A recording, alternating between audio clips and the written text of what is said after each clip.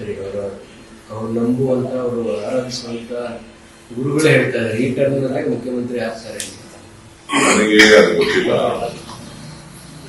ಭವಿಷ್ಯ ಎಲ್ರಿಗೂ ಒಬ್ಬೊಬ್ರು ಮುಖ್ಯಮಂತ್ರಿ ಆಗ್ಬೇಕು ಅಂತ ಆಸೆ ಇತ್ತು. ಸೊ ಅವರವರ ಅನುಯಾಯಿಗಳು ಅವರವರ ಕ್ಷೇತ್ರದಲ್ಲಿರ್ಬೋದು, ಜಿಲ್ಲೆಯಲ್ಲಿರ್ಬೋದು, ಅವರ ರಾಜ್ಯದಲ್ಲಿರ್ಬೋದು, ಅವರ ಜನಾಂಗದಲ್ಲಿರ್ಬೋದು, ಅವರ ಹಿತ ಕಾಪಾಡಲಿಕ್ಕೋಸ್ಕರ ಅವರವರು ನಮ್ಮವರು ಮುಖ್ಯಮಂತ್ರಿ ಆಗಬೇಕು ಅನ್ನುವಂಥ ಆಶೆಯನ್ನು ವ್ಯಕ್ತಪಡಿಸತಕ್ಕಂಥದ್ದು ಸಹಜ ಪ್ರವೃತ್ತಿ.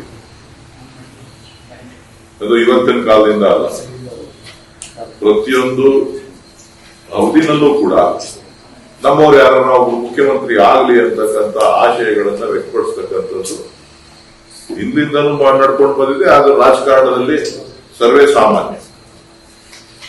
ಸೊ ಯಾರು ರಾಜಕಾರಣದಲ್ಲಿ ಇಲ್ಲ ಅಂತ ಹೇಳಲಿಕ್ಕೆ ಸಾಧ್ಯ ಇಲ್ಲ. ಸೊ ಹಾಗಾಗಿ ಕೆಲವರು ಅವರವರ ಅಭಿಪ್ರಾಯ ಪಡಿಸೋದನ್ನ ನಾವು ತಪ್ಪು ಅಂತಾನು ಹೇಳಲಿಕ್ಕೆ ಆಗಲಿಲ್ಲ.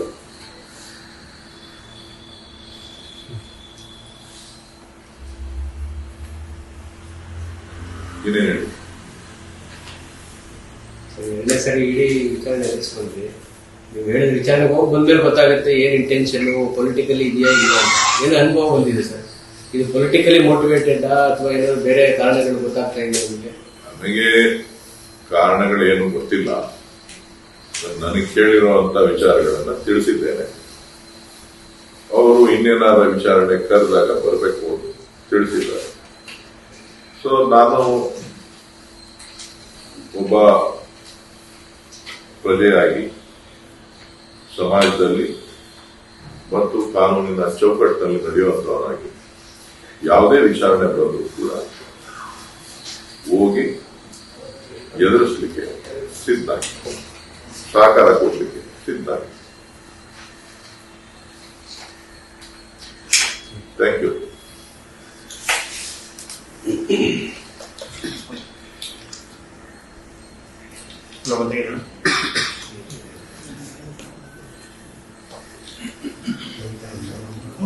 ಮೋಹನ್ ಭಾಗವತ್ ಮಾತು ಹೇಳಿದ್ದಾರೆ, 75 ವರ್ಷಕ್ಕೆ ನಿವೃತ್ತಿ ತಗೋಬೇಕು ಅಂತ.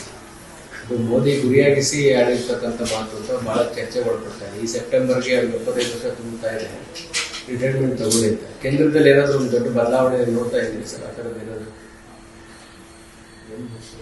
ನಾನಾಗ್ಲೇ ಹೇಳಿದ್ನಲ್ಲ, ಯಾವುದಕ್ಕೂ ರಾಜಕಾರಣದಲ್ಲಿ ನಿವೃತ್ತಿ ಇಲ್ಲ. ರಾಜಕಾರಣದಲ್ಲಿ ನಿವೃತ್ತಿ ಇಲ್ಲ, ಇಚ್ಛಾಶಕ್ತಿ ಇರಬೇಕು. ಜೊತೆಗೆ ಅವರವರು ಹಾಕೊಂಡಿರ್ತಕ್ಕಂಥ ಲಕ್ಷ್ಮಣ ರೇಖೆಗಳು, ಅವರೇ ಹಾಕೊಂಡಿರ್ತಕ್ಕಂಥ ಲಕ್ಷ್ಮಣ ರೇಖೆಗಳನ್ನ ದಾಟೋದು ಹೇಗೆ ಅನ್ನೋದು ಕೂಡ ಬಹಳ ಮುಖ್ಯ ಆಗ್ತದೆ. ಸೊ ಅವರು ಇನ್ನೊಬ್ಬರಿಗೆ ಮಾರ್ಗದರ್ಶಕರಾಗಿರ್ಬೇಕು. ಯಾವೇ ಒಬ್ಬರು ನಾಯಕರಾದಂಥವ್ರು, ನಾಯಕತ್ವವನ್ನು ವಹಿಸಿಕೊಂಡಂಥವ್ರು ಮತ್ತೊಬ್ಬರಿಗೆ ಮಾರ್ಗದರ್ಶಕರಾಗಿರ್ಬೇಕು ಅಂತ ಅಂದಾಗ ಅವರು ಶಾಶ್ವತವಾಗಿ ಉಳಿತಾರೆ.